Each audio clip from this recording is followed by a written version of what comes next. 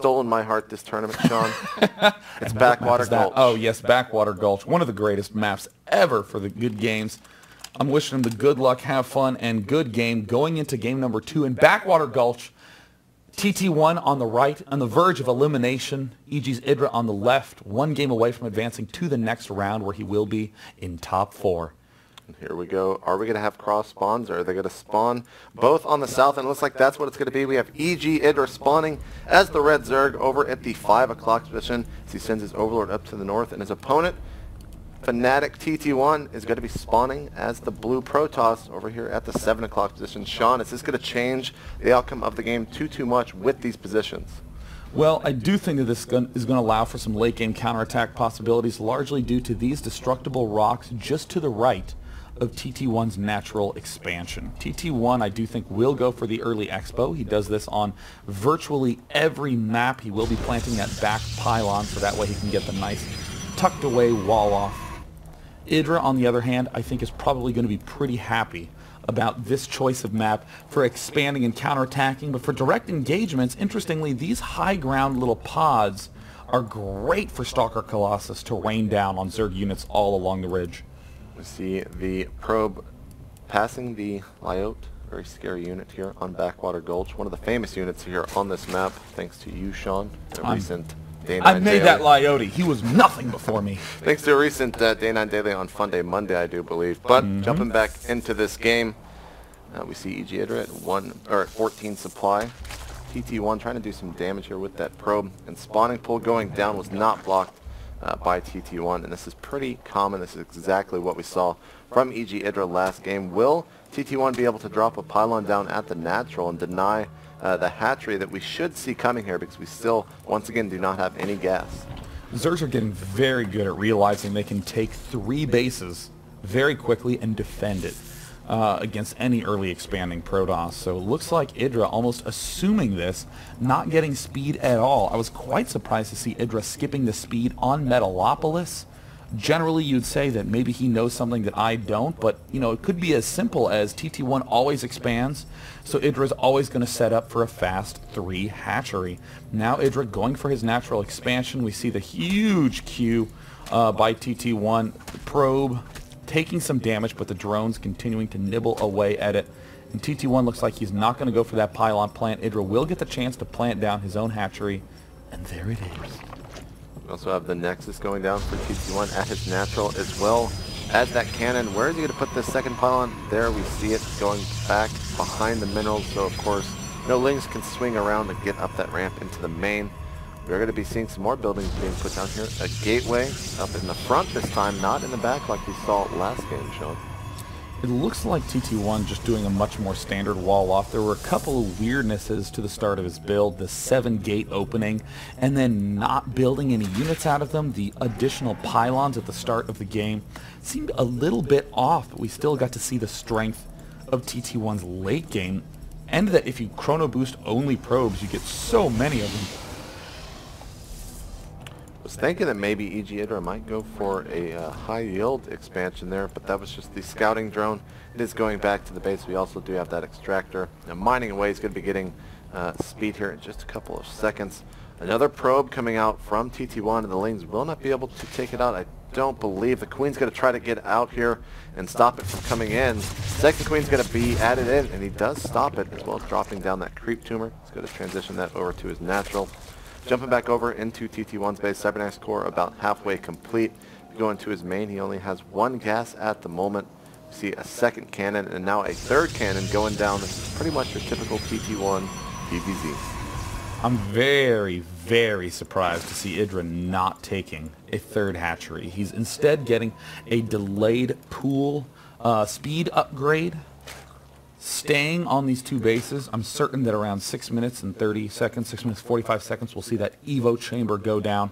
So that way he can not only get the +1, but deal with any sort of DT funkiness or any sort of air funkiness that would be coming out of TT1. Air would likely be the biggest concern for Idra at this point in time. Just shocked to see no 3rd. And there is the lair coming up very early. He might be trying to do something goofy like the Hydralisk Nidus Worm play. That would be very interesting to see EG Idra do. You know, in the past he has also done drop play against Protoss players, most famously I believe against Cruncher, was it not, in the TSL? That end against OGS MC at MLG. Oh no! Oh! TT1. You know, that is the second time we have seen that from TT1. I believe he did this yesterday in a match against Ostoji. There he goes, finally clicking him back on to the minerals to pop into his view. A couple lanes coming back out on the map here. They're going to try to catch the Stalker off guard in the center of the map. And they will easily get it, but are they going to be able to get a easy surround while TT1 not even challenging that, just going to let it fall? Is now it's trying to run away, but Idra doesn't really even have to micro too much to just get a kill on him. So we do see 5 gateways total out right now for TT1. Interestingly, we're seeing an infestation pit from Idra. Is this Destiny, or is this Idra? Is this Destiny playing? I mean, Idra has said many, many times that he does not think that this style of play is particularly strong. I'm curious that, you know, perhaps he's been experimenting with it, has had some success with it. TT1 is just such a mass gatewaying player that I don't think that this bus will necessarily be able to break in. TT1, again, having some missed rallies. He's playing very, very fast. But those tournament jitters definitely getting to him here. There's the robotics facility going down in the main. If we look at the unit counting station, 48 drones for EG Idra, 46 for TT1, 71 supply for EG Idra, and a total of 60 for the Protoss player TT1. We have a couple of lings here sitting on the outside of TT1's base. They should be moved out here pretty soon with the Sentry and these Zealots. They were on hold position, so EG Idra does lose one of them. However, we do have the upgrade coming out of that infestation with the pathogen glands, as well as the melee attacks level 1. We don't see any burrow for Idra. Looks like just now we're seeing a lot of Stalkers starting in production. No +1 upgrade though. So it looks like it's just going to be a big raw gateway attack. There will be that observer to join in, but great control there by TT1. Picking off an extra Zergling, maximizing the amount of damage there, but ooh, a really fast robotics bay. This is similar to what we saw him do against Ostoji, and did a lot of damage with a single large push, but keep in mind those infestors, not just good with the fungal growths, but also the neural parasite, essential for picking off those large Colossus forces. We also have a third base going down for Idra up in the north, just continuing his reign here on the right side of the map.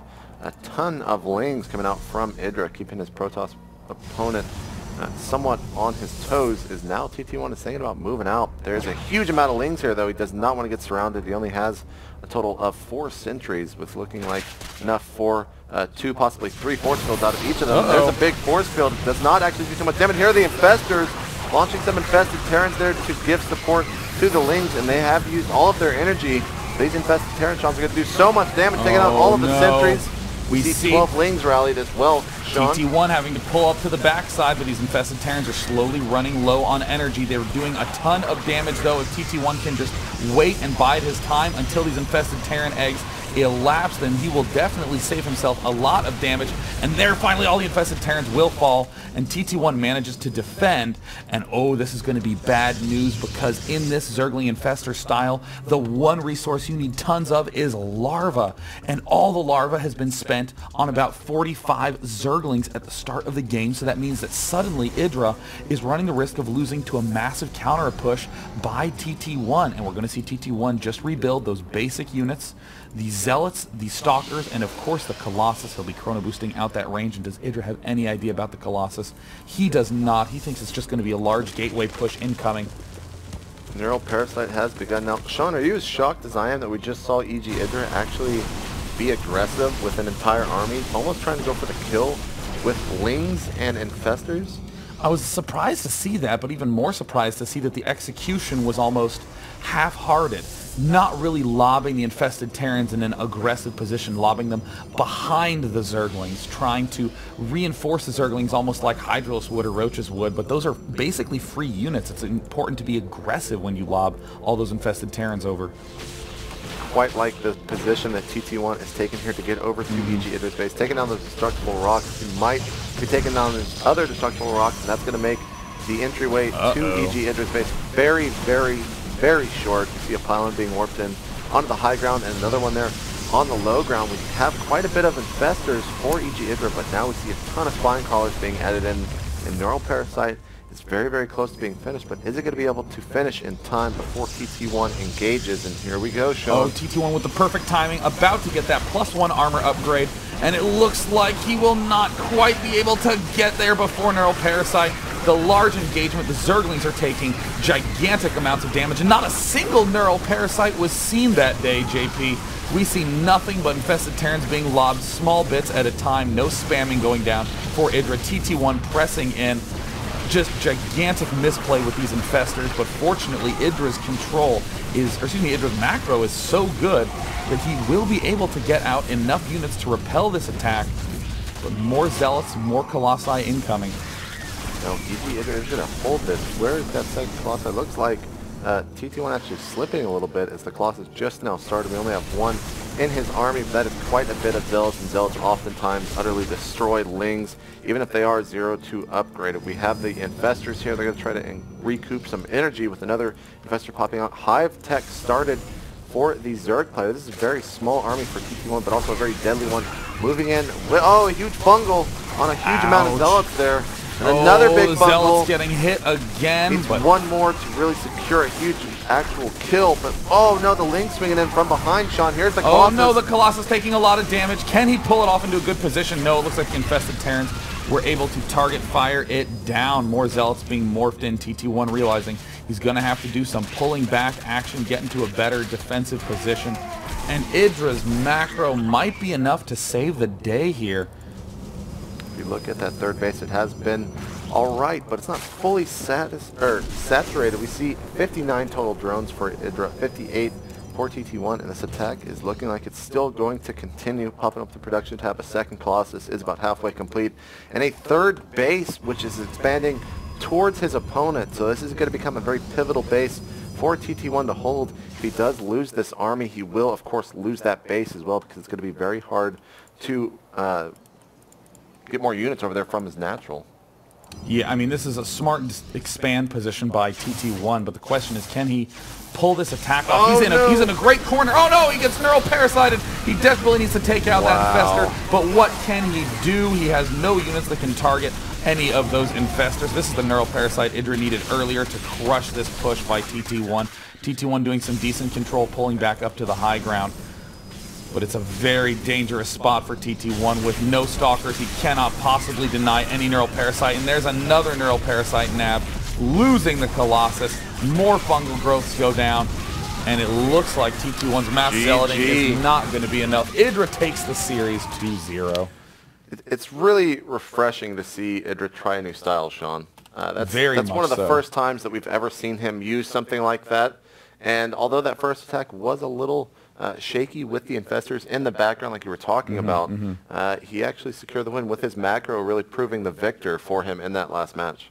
Yeah, I mean, I will say, though, it kind of felt like I was watching someone try on high heels for the first time. You know, kind of wobbly knees going on there.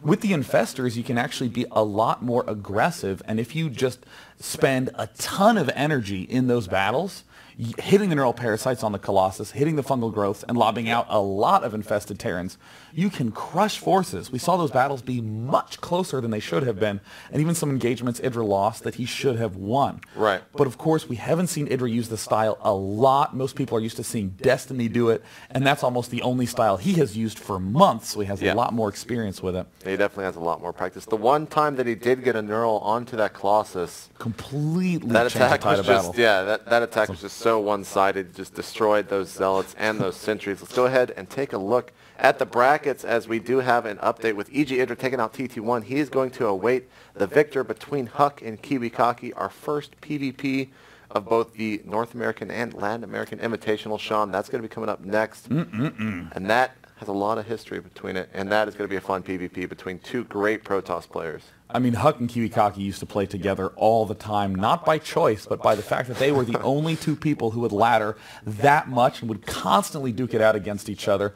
And Kiwikaki was really the pioneer of a lot of the four-gate styles, doing the aggressive zealot, warping in on the high ground, has near-perfect stalker control at the early game. So I'm very excited to see Kiwikaki match up against Huck, because Huck has been one of the most successful foreigners in the last 3 months, taking down DreamHack, taking down the Home Story Cup in Codes and the GSL. I'm very pumped. He has, and that's going to be